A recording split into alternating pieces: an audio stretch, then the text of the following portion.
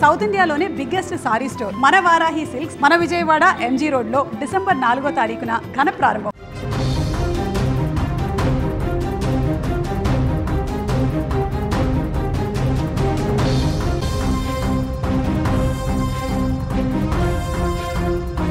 AP ప్రజలకు big alert. Scrub typhus వ్యాధి ఇప్పుడు ఏపీ వ్యాప్తంగా తీవ్ర కలకలం సృష్టిస్తుంది. ఇప్పటికే ఈ యొక్క వ్యాధి కారణంగా ఒకరు మరణించినటువంటి వార్త మనం నిన్న చూసాం. కానీ ఇప్పుడు తాజాగా మరొక మరణం కూడా ఈ యొక్క స్క్రబ్ టైఫస్ వల్ల మరణం సంభవించినట్టుగా తెలుస్తుంది. పల్నాడు జిల్లాలో స్క్రబ్ టైఫస్ కలకలం ఇప్పుడు తీవ్ర అలజడిగా సృష్టించే విధంగా మారింది. స్క్రబ్ టైఫస్ లక్షణాలతో ఇద్దరు మృతి చెందారు. జ్వరం, ఒంటి నొప్పులతో ఆసుపత్రిలో చేరినటువంటి ఇద్దరు ఈ యొక్క వ్యాధి కారణంగా మరణించడం రాష్ట్ర వ్యాప్తంగా కూడా ఈ యొక్క స్క్రబ్ టైఫస్ పరిస్థితి తీవ్రత ఏ రకంగా ఉందో దానికి నిదర్శనంగా మారింది. ముఖ్యంగా స్క్రబ్ టైఫస్ లక్షణాలతో ఉన్నటువంటి వారందరికీ కూడా ఇప్పుడు చికిత్సను అత్యవసరం చేశారు. చికిత్స పొందుతున్నటువంటి తాజాగా సాలమ్మ అనేటువంటి ఒక మహిళ మృతి చెందడంతో ఇంకా సీరియస్గా ఈ యొక్క స్క్రబ్ టైఫస్ కేసులను ఇప్పుడు తీసుకునేటువంటి అవసరం ఏర్పడింది. స్క్రబ్ టైఫస్ వ్యాధిని చాలా సీరియస్గా తీసుకోవాల్సిన అవసరం ఏర్పడింది. గణనీయంగా కేసుల సంఖ్య కూడా పెరుగుతుంది. ప్రస్తుతం రాష్ట్రంలో 2317 స్క్రబ్ టైఫస్ పాజిటివ్ కేసులు నమోదయ్యాయి.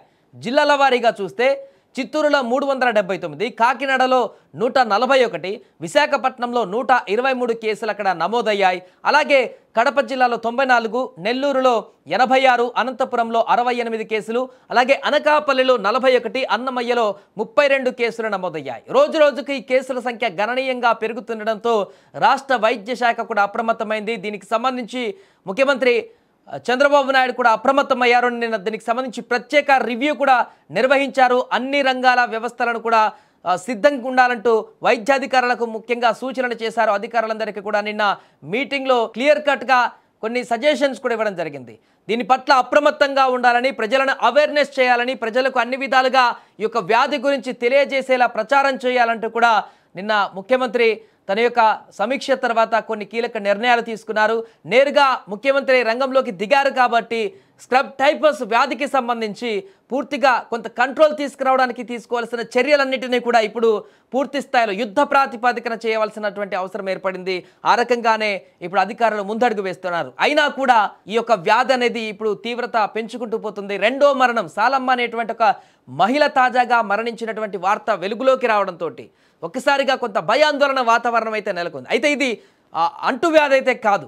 ఈ యొక్క పురుగు మనకు కనిపిస్తున్నటువంటి ఈ యొక్క పురుగు, చిన్న పురుగు, చూడడానికి ఇంత చిన్నగా ఉన్నటువంటి ఈ పురుగు 6 అడుగుల మనిషిని నేలమట్టం చేసేటువంటి పరిస్థితికి దారితీస్తుంది.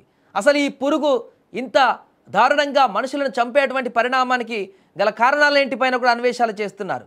గతంలో ఎప్పుడు లేనటువంటి విధంగా ఒక పురుగు మనుషులపైన అటాక్ చేయడము, మనుషులను చంపేటువంటి విధంగా ఆ పురుగులో ఎలాంటి కెమికల్సా లేకుండా ఆ పురుగులో ఉన్నటువంటి విషయం ఏంటనేది కానీ కూడా పూర్తి స్థాయిలో పరీక్షలు చేస్తున్నారు. ఏదేమైనా కూడా దద్దుర్లు పూర్తిగా కుట్టినటువంటి ప్రదేశంలో దద్దులు అదేవిధంగా ఒక మచ్చలాగా ఏర్పడి ఈ యొక్క పురుగు కుట్టిన తర్వాత మనిషిని క్రమక్రమంగా తన మనిషి బాడీలోకి ఈ యొక్క పురుగు కుట్టిన తర్వాత ఆ విషయం పెరిగి మనిషిని నేలమట్టం చేసేటువంటి పరిణామాలకు దారితీస్తుంది. కాబట్టి ఈ యొక్క స్క్రబ్ టైఫస్ వ్యాధి పట్ల కొంత అప్రమత్తంగా ఉండవలసిన అవసరం ఉంది.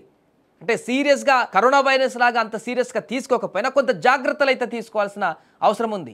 ఈజీగా లైట్గా తీసుకోవాల్సిన పరిస్థితి అయితే ఇప్పుడు కనిపించట్లేదు. క్రమంగా పెరుగుతున్నాయి. 2000కు పైగా కేసులు నమోదయ్యాయి. నిర్లక్ష్యం చేస్తే మరింతగా పెరిగేటువంటి అవకాశం ఉంటుంది. ఎక్కడికైనా బయటకు వెళ్ళినప్పుడు, పొలం పనులకు వెళ్ళినప్పుడు ఏదైనా పురుగులు కుట్టకుండా జాగ్రత్త వహించాల్సిన అవసరం ఉంది.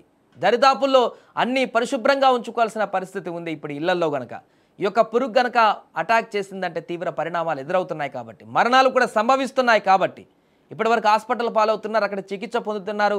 అలాంటి వార్తలు చూసాం. కానీ మనం 2-3 రోజుల నుంచి ఒక మరణం అంతకుముందు సంభవించింది. ఈరోజు సాలమ్మ అనేటువంటి మరొక మహిళ కూడా మరణించినటువంటి పరిస్థితి ఏర్పడింది. కాబట్టి కొంత జాగ్రత్తగా ఉండాల్సిన అవసరం ఉంది.